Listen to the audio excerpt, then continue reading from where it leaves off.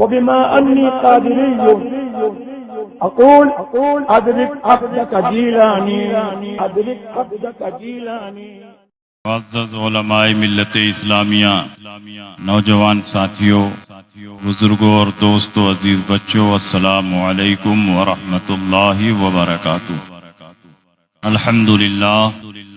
الحمدللہ رب العالمین، والصلاة والسلام على سید الانبیاء والمرسلین وعلى آلہ الطیبین الطاہرین واصحابہ الہادین المہدیین، اما بعد فاعوذ باللہ من الشیطان الرجیم، بسم اللہ الرحمن الرحیم.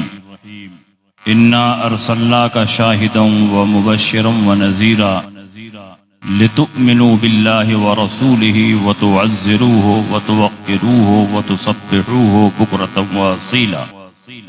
آمنت باللہ، صدق اللہ مولانا العظیم، وصدق رسولہ النبی الامین المکین الکریم، ونحن على ذلك لمن الشاہدین والشاکرین، والحمد للہ رب العالمین. کچھ کہنے اور سننے سے پیشتر آئیے ہم اور آپ مل جل کر انتہائی خلوص و محبت اور احترام و عقیدت کے ساتھ گنبد خضرا میں آرام فرمانے والے آقا و مولا، مدنی تاجدار، دونوں عالم کے مالک و مختار، سید ابرار و اخیار، جناب احمد مجتبی محمد مصطفیٰ صلی اللہ علیہ وسلم کی بارگاہ میں جھوم کر درود شریف کا نذرانہ پیش کریں اور پڑھیں: اللہم صلی علی سیدنا و شفیعنا و حبیبنا و مولانا محمد وبارک وسلم صلاۃ و سلاما علیک یا رسول اللہ صلی اللہ تعالی علیہ وسلم. ایمان اور جان ایمان، تو دو لفظوں میں اگر میں کہوں کہ ایمان بھی حضور ہیں، جان ایمان بھی حضور ہے. ایمان اور جان ایمان الگ الگ نہیں. جسے ہم ایمان مانتے ہیں وہی جان ایمان ہے، وہی اصل ایمان ہے، وہی روح ایمان. اور ایک فکر لوگوں میں پھیلائی جا رہی ہے کہ نبی عام انسانوں کی طرح ہے، اس لیے ان کی تعظیم بھی عام انسانوں کی طرح کرنی چاہیے. لیکن صحابہ کرام کی فکر یہ تھی کہ نبی عام انسانوں کی طرح نہیں تھے، اس لیے ان کی تعظیم بھی عام انسانوں کی طرح نہیں ہونی چاہیے. اللہ نے اپنے حبیب کو نائب مطلق اور خلیفہ اعظم بنا کر اس دنیا میں مبعوث فرمایا، اور تمام اولین و آخرین کے علم کو پیارے مصطفیٰ کے علم میں جمع فرما دیا. اگر تمام اولین و آخرین کے علم کو ایک پلڑے پر رکھا جائے اور مصطفیٰ جان رحمت کے علم کے ایک قطرے کو دوسرے پلڑے پر رکھا جائے تو مصطفیٰ جان رحمت کا پلڑا بھاری پڑ جائے. ایسی عظیم شخصیت، ایسا عظیم نبی، تو پھر اس کی تعظیم بھی تو عظیم ہونی چاہیے. اسی لیے صحابہ کرام نبی کی ایسی تعظیم کرتے تھے کہ آج تک دنیا میں عام انسان تو دور کی بات ہے، بڑے بڑے بادشاہوں اور سلطانوں کی بھی ایسی تعظیم نہ ہوئی ہے، نہ صبح قیامت تک ہو سکتی ہے. اٹھائیے بخاری شریف جلد ثانی کتاب المغازی باب غزوۃ الحدیبیہ، سن 6 ہجری میں جب حدیبیہ میں صلح ہوئی تو صلح کی گفتگو کے لیے کفار مکہ کی طرف سے نمائندہ بن کر عروہ ابن مسعود ثقفی وہاں گئے. اس وقت تو مسلمان نہیں ہوئے تھے، لیکن بعد میں وہ بھی مسلمان ہوئے. عروہ ابن مسعود ثقفی سے کفار قریش نے کہا جاؤ محمد کی کامیابی کا راز معلوم کر کے آؤ. آخر کیا وجہ ہے کہ محمد جس میدان میں قدم رکھتے ہیں کامیاب نظر آتے ہیں، جس مارکے میں قدم رکھتے ہیں اس مارکے کو سر کر لیتے ہیں. ان کے ماننے والے مٹھی بھر ہیں لیکن لاکھوں دشمنوں کے چھکے چھوڑا دیتے ہیں. آخر انہوں نے اپنے ماننے والوں میں کون سی ایسی اسپرٹ پیدا کر دی ہے کہ ان کے ایک اشارے ابرو پر ان کے ماننے والے کلمہ پڑھنے والے اپنے تن من دھن کو قربان کر دیتے. عروہ ابن مسعود ثقفی وادی حدیبیہ میں آئے. قدم قدم پر صحابہ کی جانثاری اور جذبہ وارفتگی کو دیکھا. جب صلح کی گفتگو چل رہی تھی تو گفتگو کے دوران ایک مرتبہ عروہ ابن مسعود ثقفی نے رسول پاک کی ریش مبارک کو پکڑ لیا، سرکار کی داڑھی مبارک کو پکڑ لیا۔ حضور علیہ السلام کے عاشق زار یار غار مصطفیٰ حضرت صدیق اکبر وہاں موجود تھے۔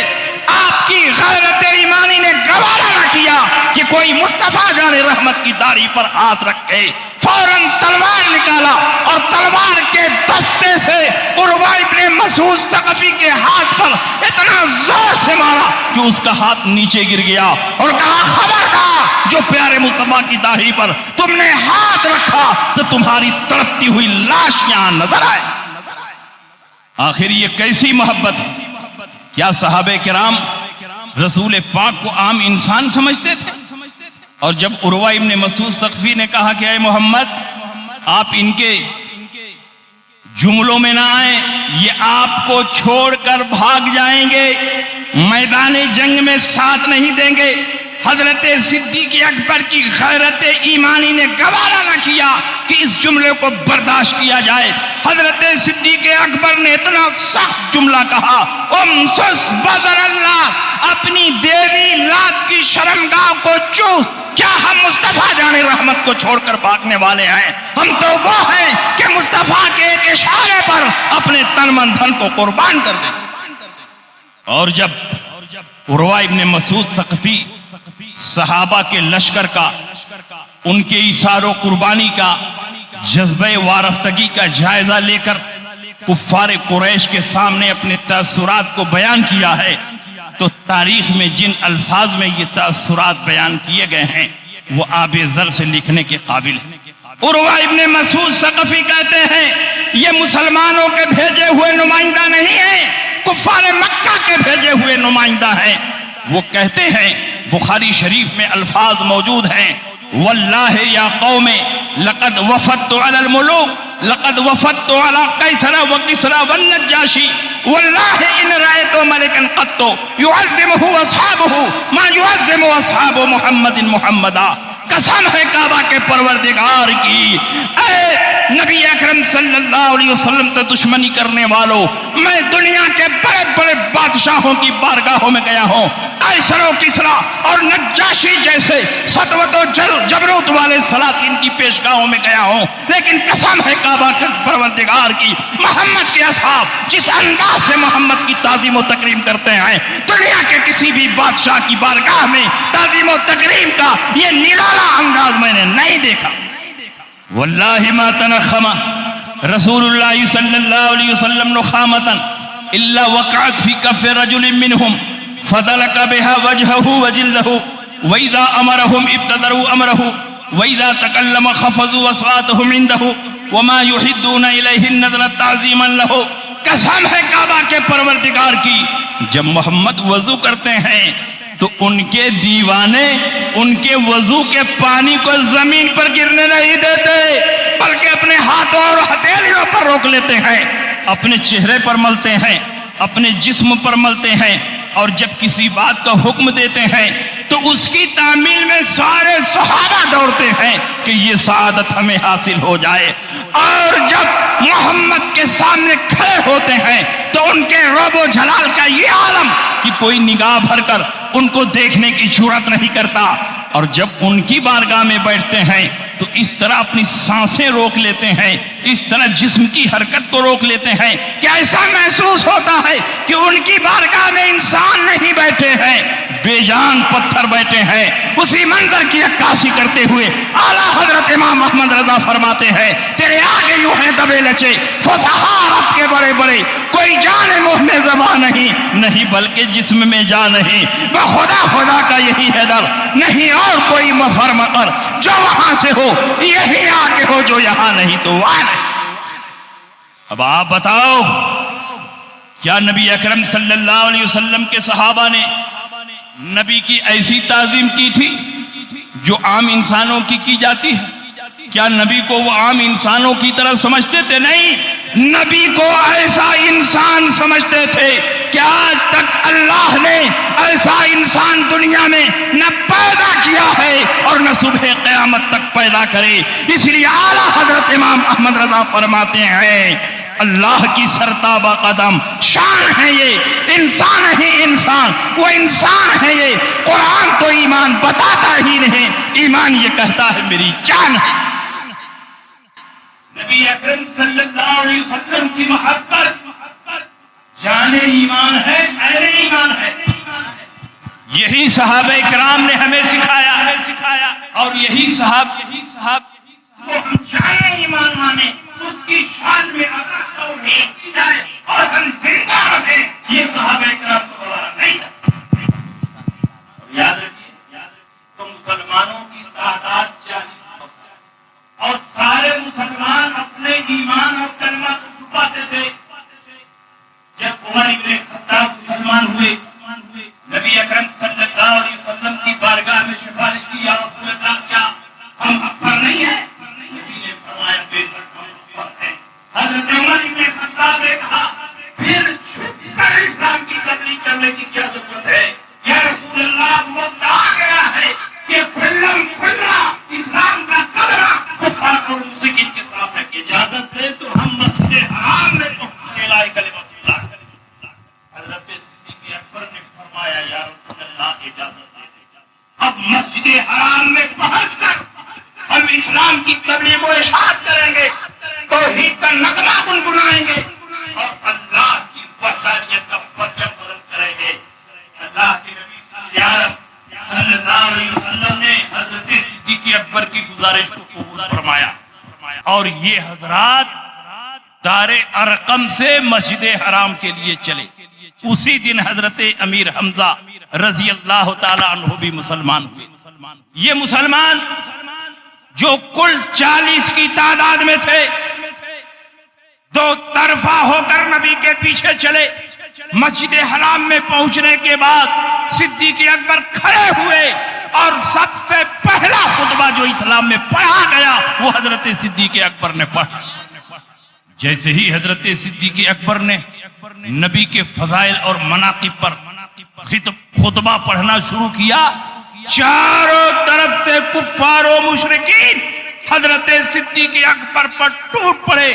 باوجود کہ صدیق اکبر زمانے جاہلیت میں بھی لوگوں کے سردار تھے اور لوگ آپ کی عزت اور آپ کی عظمت کا احترام کرتے تھے، لیکن جیسے ہی صدیق اکبر نے نبی کی عظمت پر خطبہ پیش کیا، اعلاء کلمت اللہ کیا، یہی کفار جو آپ کے سامنے جبین نیاز خم کرتے تھے صدیق اکبر پر ٹوٹ پڑے اور ظلم و ستم کا ایسا پہاڑ توڑا، آپ کو اتنا مارا کہ پورا وجود لہو لہار ہو. اگر آپ کے اوپر اتنی مصیبتیں آ جاتی تو آپ کا قدم ڈگمگا جاتا، لیکن وہ صحابہ کرام تھے جنہوں نے جان پر کھیل کر اسلام اور ناموس اسلام کی حفاظت فرمائی اور انہی کی قربانیوں کا نتیجہ ہے کہ آج اسلام ہم تک پہنچا. حضرت صدیق اکبر کو اتنا مارا پورا چہرہ خون میں تربتر ہو گیا، آپ کی ناک پھٹ گئی، آپ کا کان پھٹ گیا، آپ کے جسم کے مختلف حصے زخمی ہو گئے اور آپ خون میں تربتر ہو گئے اور زخموں کی تاب نہ لا کر آپ مسجد حرام میں بے ہوش ہو گئے. آپ کے قبیلے کے لوگ جو قبیلہ بنو تمیم کہے جاتے ہیں وہ اگرچہ مسلمان نہیں ہوئے تھے لیکن خاندانی غیرت بیدار ہوئے. وہ آئے صدیق اکبر کو اٹھا کر لے گئے. صدیق اکبر رضی اللہ تعالیٰ عنہ اپنے گھر گئے. قبیلہ بنو تمیم کے لوگ خانہ کعبہ میں آئے اور اعلان کیا کہ عتبہ نے صدیق اکبر پر حملہ کرایا ہے، اگر اس حادثے میں صدیق اکبر کا انتقال ہوتا ہے تو ہم قصاص میں کسی اور کو نہیں ماریں گے بلکہ عتبہ کو ماریں گے.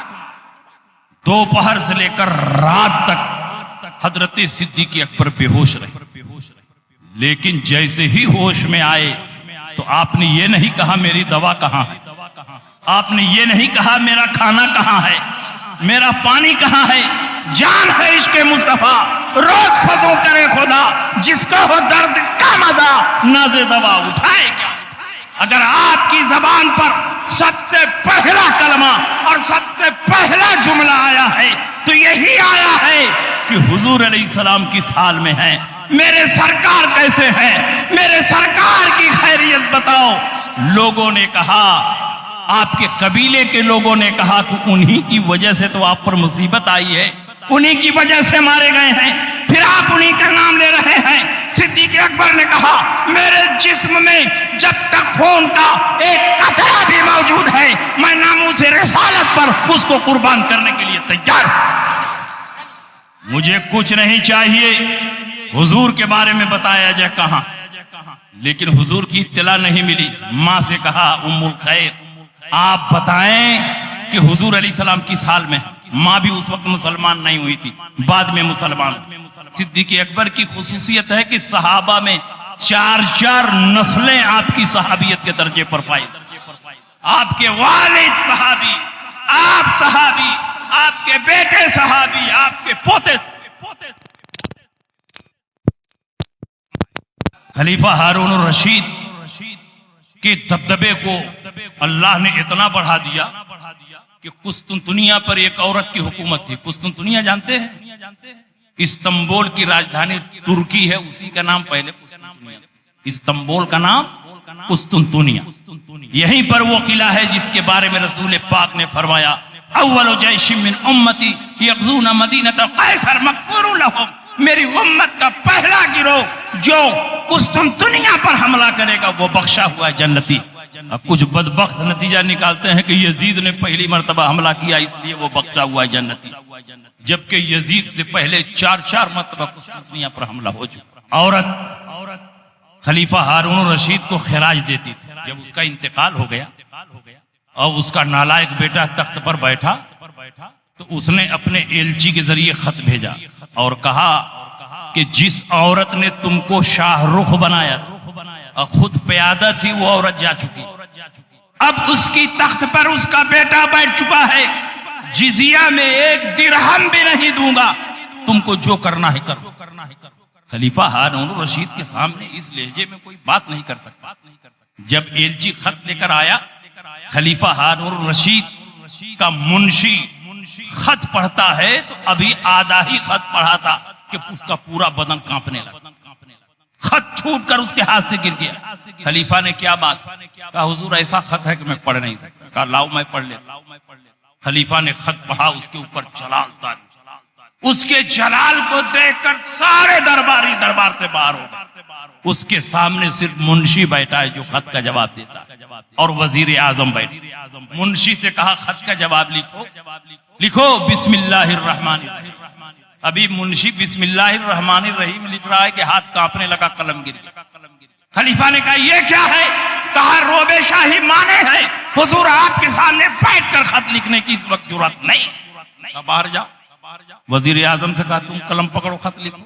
وزیر اعظم لکھنے بیٹھا تو اس کا پورا وجود کانپ رہا، ایسا جلال خلیفہ پر طاری۔ خلیفہ نے کہا یہ کیا ہے؟ کہا حضور روبے شاہی مانے ہے، آپ کے سامنے اس وقت بیٹھ کر خط کا جواب لکھنے کی پوزیشن میں نہیں۔ کہا تم بھی باہر جاؤ، میں خود ہی خط کا جواب لکھا بسم اللہ الرحمن الرحیم، امیر المومنین خلیفۃ المسلمین خلیفہ ہارون الرشید کی طرف سے قسطنطنیہ کے فلاں کتے کے نام، اور کہا او فاحشہ کے بیٹے، تیرے خط کا جواب وہ نہیں جو تو پڑھے، تیرے خط کا جواب وہ ہے جو تو اپنی آنکھوں سے دیکھے گا۔ لفافے میں ڈالا، شاہی مہر لگائی اور ایلچی کو دیا۔ کہا ایلچی کو قتل کرنا جائز ہوتا تو سب سے پہلے تیری گردن مار۔ ایلچی خط لے کر گیا، ادھر ایلچی نکلا اور ادھر تمام سپہ سالاروں کو بلایا کہ فوراً فوج لے کر میرے ساتھ چلو اور قسطنطنیہ کو چاروں طرف سے گھیر لو۔ خط پہنچنے کے ساتھ ساتھ پورے قسطنطنیہ کو فتح کرو۔ ادھر خط پہنچ رہا ہے اور ادھر خلیفہ کی فوجوں نے قسطنطنیہ کو چاروں طرف سے گھیر لیا۔ جنگ ہوئی، وہی بادشاہ جو سرتابی کر رہا تھا ہاتھوں میں ہتھکڑیاں پیروں میں بیڑیاں ڈال کر خلیفہ کے سامنے لایا گیا۔ خلیفہ نے کہا اسی طاقت کی بنیاد پر گھمنڈ کر رہے تھے، کہا حضور معاف فرما دے، تخت و تاج کو واپس کر دیں، میری زمین اور سلطنت کو واپس کر دیں۔ خلیفہ کو رحم آ گیا، اس نے واپس کر دیا۔ اور ابھی ایک ہی منزل واپس آیا تھا کہ پھر بادشاہ نے سرتابی کی۔ اور کہا کہ میں جزیہ نہیں دوں گا، تم کو جو کرنا ہے کرو۔ پھر خلیفہ ہارون الرشید اپنی فوج لے کر آئے، قسطنطنیہ کو چاروں طرف پہ گھیر لیا اور زبردست جنگ ہوئی، اور چند گھنٹوں میں پھر وہی عیسائی بادشاہ ہاتھوں میں ہتھکڑیاں پیروں میں بیڑیاں ڈالے ہوئے خلیفہ کے سامنے پٹک دیا۔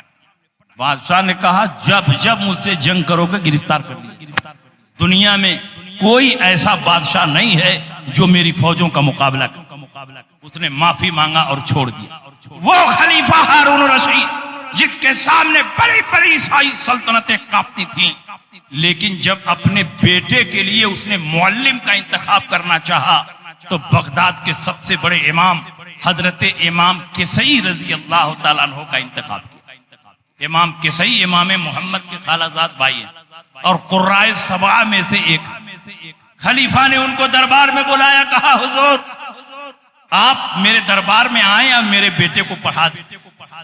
حضرت امام کسئی نے فرمایا کہ جب تک مجھے سوکھی روٹی مل رہی ہے میں علم بیچنے کے لیے تمہارے دربار میں نہیں جاؤں گا۔ اگر بیٹے کو پڑھانا ہو تو میری جھوپڑی میں۔ خلیفہ نے کہا ٹھیک ہے میرا بیٹا آپ کے گھر چلا جائے گا، لیکن جب میرا بیٹا پہنچ جائے تو کسی اور کا سبق نہ ہو، میرے بیٹے ہی کا سبق۔ کہا ایسا نہیں ہوگا، جو پہلے پہنچے گا اس کا سبق پہلے ہوگا، جو بعد میں پہنچے گا اس کا سبق بعد میں ہوگا، چاہے وہ خلیفہ کا بیٹا تھا۔ چنانچہ مامون الرشید جو خلیفہ کا بیٹا تھا، حضرت خلیفہ ہارون الرشید کی بارگاہ میں پہنچ کر پڑھنے لگا۔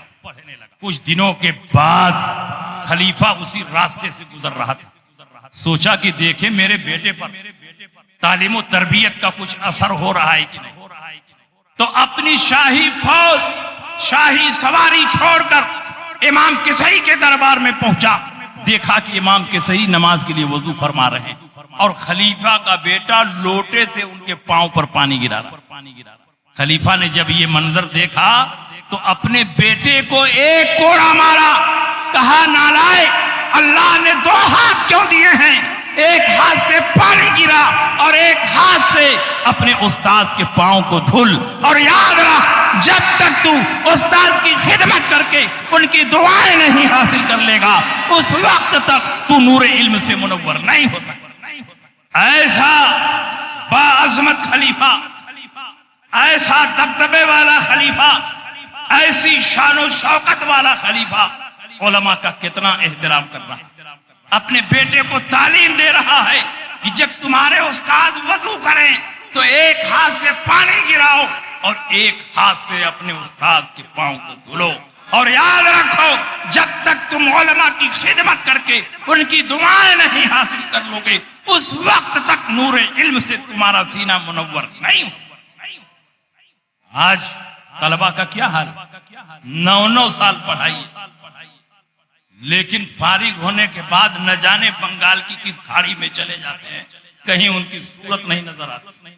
لیکن الحمدللہ جو اپنے اساتذہ سے رابطے میں رہتے ہیں، جو ان سے ٹچ میں رہتے ہیں، جو ان کی خدمت کرتے رہتے ہیں، ان سے ملتے رہتے ہیں، اللہ رب العزت ان کو ایسا چمکاتا ہے، ایسا چمکاتا ہے کہ پورے ملک میں ہیرا بن کر وہ چمکنے لگے۔ تو بات چل رہی تھی خلیفہ ہارون الرشید کی۔ جب خلیفہ بغداد سے مدینہ منورہ بارگاہ مصطفیٰ میں حاضری دینے کے لیے آیا تو پوری شان و شوکت اور تمام کارندوں، خدام، لونڈیوں اور غلاموں کے ساتھ آیا۔ مدینہ منورہ پہنچنے کے بعد اس نے حضرت امام مالک رضی اللہ تعالیٰ عنہ کو پیغام بھیجا کہ آپ تشریف لائیں مسجد نبوی میں، میں آپ کے ساتھ دربار مصطفیٰ میں حاضری دینا چاہتا ہوں۔ حضرت امام مالک مسجد نبوی میں تشریف لے گئے، خلیفہ سے ملاقات ہوئی اور حضرت امام مالک کے ساتھ خلیفہ دربار رسول میں حاضری دینے کے لیے حاضر کیا۔ جب وہاں پہنچا تو ظاہر ہے کہ وہ بادشاہ تھا، ہر طرف اس کے کارندے، اس کے سپاہی پھیلے ہوئے تھے، تو اپنے سپاہیوں اور کارندوں کو ہدایت دے رہا تھا، اپنے کارندوں اور سپاہیوں کو کچھ کہہ رہا تھا، اور اس کی آواز بلند ہو گئی۔ امام مالک رضی اللہ تعالیٰ عنہ نے جب اس منظر کو دیکھا تو آپ تڑپ اٹھے اور کہا اے خلیفہ کیا آپ کو معلوم نہیں کہ اس وقت دربار رسالت میں آپ حاضر ہیں اور یہاں آواز بلند کرنا بارگاہ مصطفیٰ کی بے ادبی ہے؟ کیا آپ کو قرآن عظیم کی وہ آیت نہیں معلوم؟ سورہ حجرات میں اللہ نے فرمایا یا ایھا الذین آمنوا لا ترفعوا اصواتکم فوق صوت النبی ولا تجهروا له بالقول كجهر بعضكم لبعض ان تحبط اعمالكم وانتم لا تشعرون ان الذين يغضون اصواتهم عند رسول الله اولئك الذين امتحن الله قلوبهم للتقوى لهم مغفرة واجر عظيم ان الذين ينادونك من وراء الحجرات اکثرهم لا يعقلون ولو انهم صبروا حتى تخرج اليهم لكان خيرا لهم والله غفور رحيم. اللہ نے نبی کی آواز پر آواز بلند کرنے سے منع فرمایا، اور جیسے آپس میں تم ایک دوسرے کا نام لے کر پکارتے ہو، ایک دوسرے کو متوجہ کرتے ہو، اس طرح رسول اللہ صلی اللہ علیہ وسلم کو بلانے سے بھی اللہ نے منع فرمایا. اور جو ایسا کرے گا اس کے سارے اعمال حق اور بیکار ہو جائیں گے. کب اس کا ایمان غارت ہو جائے گا اسے پتہ بھی نہیں چلے گا. جو لوگ نبی کی بارگاہ میں اپنی آواز پست رکھتے ہیں اللہ نے ان کے دلوں کو تقوی کے لیے چن لیا ہے، ان کے لیے مغفرت اور اجر عظیم ہے. اور جو حجرے کے باہر سے نبی کو پکار رہے ہیں ان میں سے اکثر لا عاقل ہیں، سمجھدار نہیں ہیں، چونکہ نادانی میں ایسا کام انہوں نے کر دیا ہے. اس لیے اللہ بخشنے والا مہربان ہے. آپ بتائیں کہ خلیفہ ہارون الرشید کے سامنے حضرت امام مالک نے جن آیات سے استدلال فرمایا، خلیفہ کوئی جاہل نہیں تھا، وہ بھی قرآن کا عالم تھا، حدیث کا عالم تھا، تفسیر کا عالم تھا، لیکن خلیفہ نے ایک مرتبہ بھی نہیں کہا کہ فوق صوت النبی کا معنی اس وقت کیسے صادق آ سکتا ہے جبکہ حضور علیہ السلام ہمارے درمیان موجود نہیں ہے. حضور تو دنیا سے جا چکے ہیں، حضور کا وصال ہو چکا ہے. اس لیے آپ کوئی آواز بلند کرے تو نبی کی آواز پر آواز بلند کرنا کہاں ہوگا؟ اس لیے کہ وہ جانتا تھا کہ جس طرح تعظیم و تکریم کا یہ حکم نبی کی زندگی میں تھا، نبی کے وصال کے بعد بھی ہے اور صبح قیامت تک رہے گا. اس لیے بارگاہ مصطفیٰ میں اگر ادب کے ساتھ حاضری دینا ہے تو صلاۃ و سلام بھی آہستہ آواز میں پڑھنا ہے، زور زور سے پڑھنا. یہ رسول پاک کی بے ادبی. حضرت امام مالک نے جب خلیفہ کو ڈانٹا تو خلیفہ کانپنے لگا. اگر آج کا سیٹ ہوتا تو پیر صاحب سے جھگڑائی کہ پیر صاحب ہم کو ڈانٹ رہے ہیں. آج کل زیادہ تر سیٹ پیروں کو گھما رہے ہیں، جدھر چاہتے ہیں ادھر گھما رہے ہیں. 100 عالم مل کر پیر سے وہ بات نہیں منوا سکتے، ایسے جائے گا ترنت اپنی بات منوا. سمجھ رہے ہو؟ لیکن امام مالک نے جب خلیفہ کو ڈانٹا ہے اس کے بدن میں کپ کپی طاری ہو گئی، اس کے بدن میں لرزہ طاری ہو گیا. اور خلیفہ نے کہا حضور مجھ سے غلطی ہو گئی اور میں نے بے خیالی میں ایسا کر لیا ہے. اب میں حضور کی بارگاہ میں صلاۃ و سلام پیش کر چکا ہوں، اب خدا کی بارگاہ میں دعا مانگنی ہے تو دعا مانگتے وقت میں اپنا چہرہ گنبد خضرا کی طرف کروں یا خانہ کعبہ کی طرف کروں؟ اس لیے کہ روضہ اقدس جغرافیائی محل وقوع کے لحاظ سے ایسی جگہ واقع ہے کہ اگر حضور کے روضے کی طرف چہرہ کیا جائے تو کعبہ کی طرف پیٹھ ہوگی، اور اگر کعبہ کی طرف چہرہ کیا جائے تو حضور کے روضے کی طرف پیٹھ ہوگی.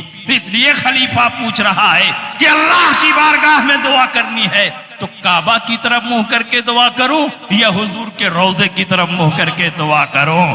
حضرت امام مالک رضی اللہ تعالیٰ عنہ نے اسی زمانے میں وہ عقیدہ بتا دیا تھا جس کی ترجمانی اعلیٰ حضرت نے بہت بعد میں کی ہے کہ کعبہ تو دیکھ چکے، کعبے کا کعبہ دیکھو، حاجیو آؤ شہنشاہ کا روضہ دیکھو.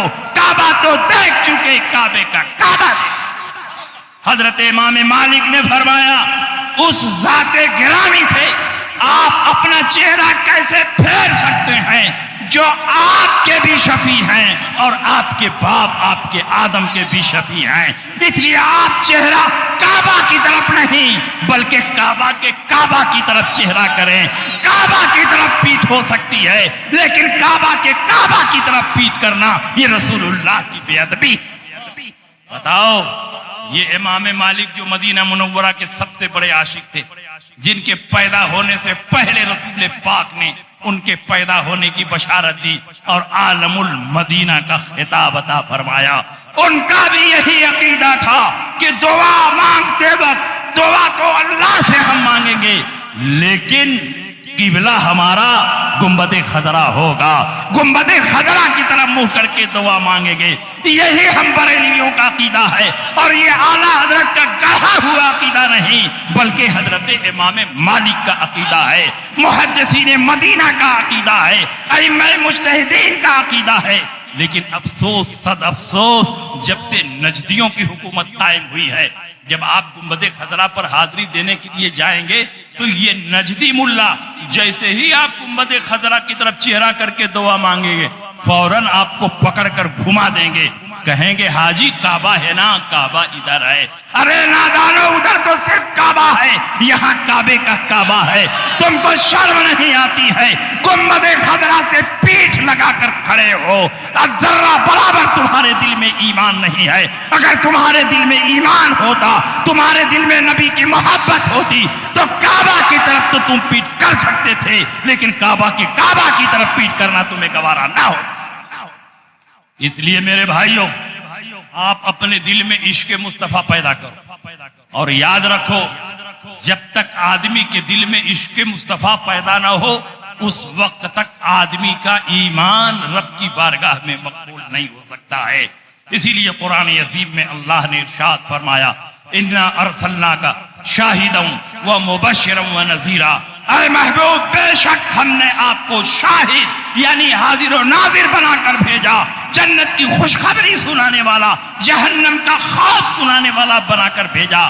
بھیجنے کا 3 مقصد، لِتُؤْمِنُوا بِاللَّهِ وَرَسُولِهِ، تاکہ اللہ و رسول پر تم ایمان لے آؤ، اس کے بعد وَتُعَزِّرُوهُ وَتُوَقِّرُوهُ، اور نبی کی تعظیم و توقیر کرو، نبی کا احترام کرو، اور تیسرے نمبر پر وَتُسَبِّحُوهُ بُكْرَةً وَأَصِيلًا، صبح و شام اللہ کی عبادت و ریاضت کرو۔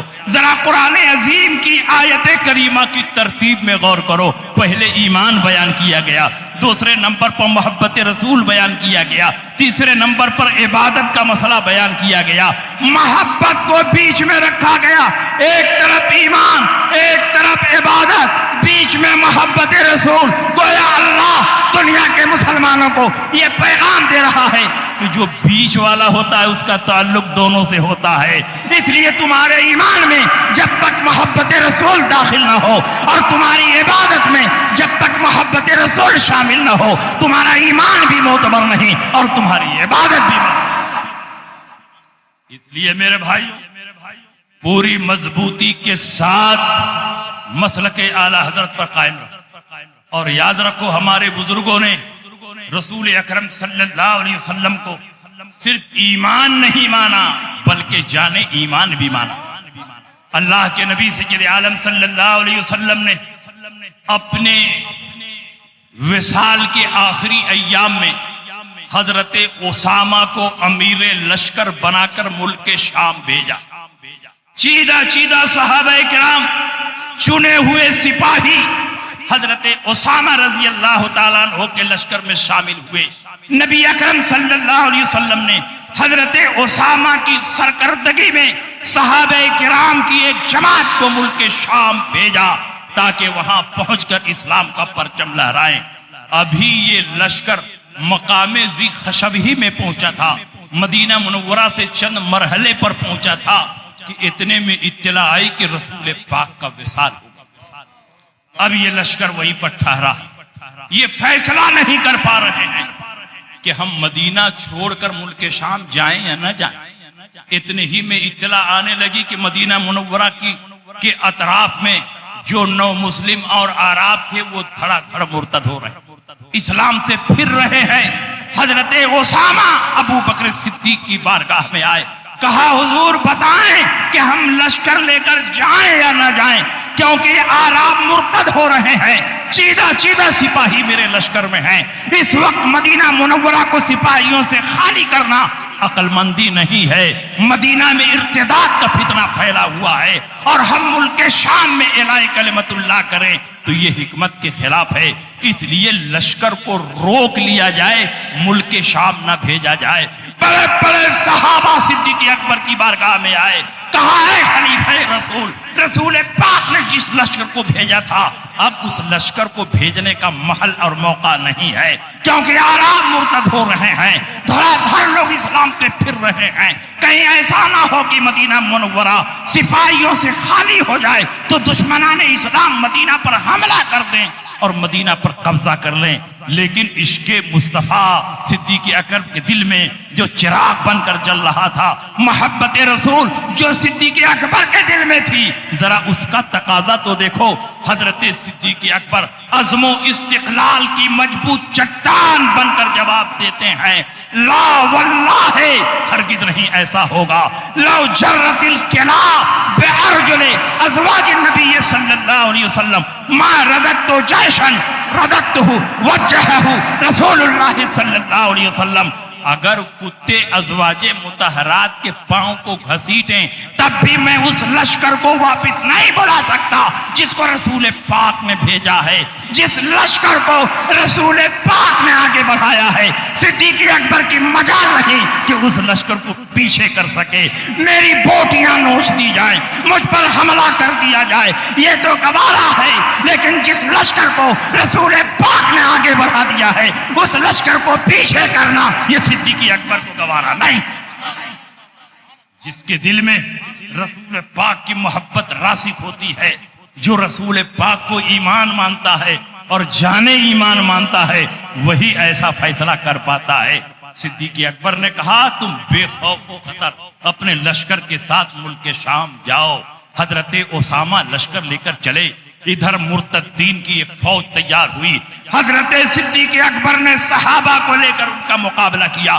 کچھ ہی دنوں کے بعد اطلاع آئی کہ اسامہ فتح یاب ہو کر واپس آ رہے ہیں، فتح و غنیمت کے ساتھ واپس آ رہے ہیں۔ جب اسامہ کا لشکر واپس آیا ہے تو جتنے ڈھلمل مسلمان تھے ان کے دلوں پر ہیبت طاری ہو گئی کہ ان کے نبی کے جانے کے بعد بھی ان کے حوصلوں میں کوئی کمی نہیں ہے، محبت رسول میں کمی نہیں ہے، آج بھی یہ فتح و نصرت کا جھنڈا بلند کر رہے ہیں، اس لیے ان کا مقابلہ آسان نہیں ہے۔ اسی فیصلے نے ارتداد کے دروازے کو بند کر دیا۔ یہ شان ہے حضرت صدیق اکبر رضی اللہ تعالیٰ عنہ۔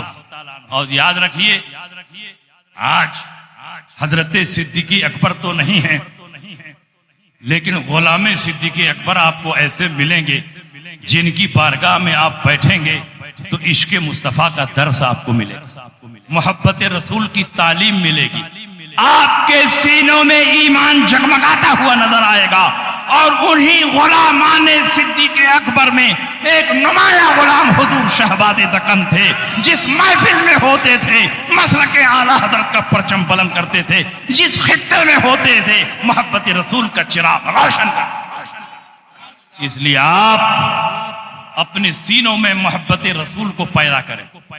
اعلیٰ حضرت امام احمد رضا انہی علماء میں سے جو ان کی بارگاہ میں بیٹھتا تھا، جو ان سے ملتا تھا، جو ان سے رابطے میں رہتا تھا، اس کے دل میں عشق مصطفیٰ کا چراغ اتنا روشن ہوتا، محبت رسول اس قدر راسخ ہو جاتی کہ بڑے بڑے لوگ ان کے قدموں کے آگے جھکتے ہوئے نظر آتے۔ حضرت علامہ وسیع احمد محدث سورتی رحمت اللہ علیہ کا معمول تھا کہ آپ مہینے میں 2-3 بار پیلی بھیت سے چل کر بریلی شریف اعلیٰ حضرت امام محمد رضا کی بارگاہ میں پہنچتے تھے، اور وہ اعلیٰ حضرت کے مرید نہیں تھے، اعلیٰ حضرت کے خلیفہ نہیں تھے، اعلیٰ حضرت کے شاگرد نہیں تھے، اعلیٰ حضرت کے معاصرین میں تھے۔ اعلیٰ حضرت ان کے علم پر بہت اعتماد فرماتے تھے، اور اعلیٰ حضرت جب ان کے پاس خط لکھتے تھے تو کیا کیا لکھتے تھے؟ کنز الکرامت، جبل الاستقامت، الاسد الاسد، الاشد الارشد، یہ القاب اعلیٰ حضرت امام احمد رضا عطا فرماتے۔ اور اعلیٰ حضرت کی زبان کوئی اناؤنسر کی زبان نہیں تھی، زمین کو آسمان بولتے، ایک ایک لفظ اعلیٰ حضرت حق و صداقت کا آئینہ دار بولتے تھے۔ جو کچھ بولتے تھے پورا کا پورا لفظ اس ذات پر صادق آتا. تو حضرت علامہ وسیع احمد محدث سورتی مولانا فضل الرحمان گنج مراد آبادی کے مرید، اور ہر مرید سب سے زیادہ اپنے پیر کا خطبہ پڑھتا، لیکن علامہ وسیع احمد محدث سورتی سب سے زیادہ اعلیٰ حضرت کا خطبہ پڑھتا. تو محدث اعظم کچھوچھوی علامہ وسیع احمد کے ہاں علم حدیث جب پڑھ رہے تھے تو دیکھتے ہیں کہ درسگاہ میں بھی اعلیٰ حضرت کا ذکر، جلسہ گاہ میں بھی اعلیٰ حضرت کا ذکر، نجی مجلسوں میں بھی اعلیٰ حضرت کا ذکر. محدث اعظم کچھوچھوی نے پوچھا حضور آپ تو مولانا فضل الرحمان گنج مراد آبادی کے مرید ہیں اور ہر مرید سب سے زیادہ اپنے پیر کی تعریف و توصیف کرتا ہے، لیکن آپ کو میں دیکھتا ہوں کہ سب سے زیادہ اعلیٰ حضرت کی تعریف کرتے ہیں. جس محفل میں ہوتے ہیں اعلیٰ حضرت، جس جلسے میں ہوتے ہیں اعلیٰ حضرت، درسگاہ میں ہوتے ہیں اعلیٰ حضرت. آخر اس کی وجہ کیا ہے؟ علامہ وسیع احمد محدث سورتی کا جواب سنو. آپ ارشاد فرماتے ہیں مولانا سب سے عظیم دولت وہ علم نہیں ہے جو مولانا علی احمد کے ذریعے مجھ کو ملی ہے، سب سے عظیم دولت وہ بیعت نہیں ہے جو مولانا فضل الرحمان کے ذریعے مجھ کو ملی ہے، سب سے عظیم دولت عشق مصطفیٰ کی دولت ہے، اور یہ دولت کہیں اور سے نہیں، اعلیٰ حضرت امام احمد رضا کی بارگاہ. اس لیے میں جہاں بھی ہوتا ہوں اپنے محسن کو یاد کرتا ہوں.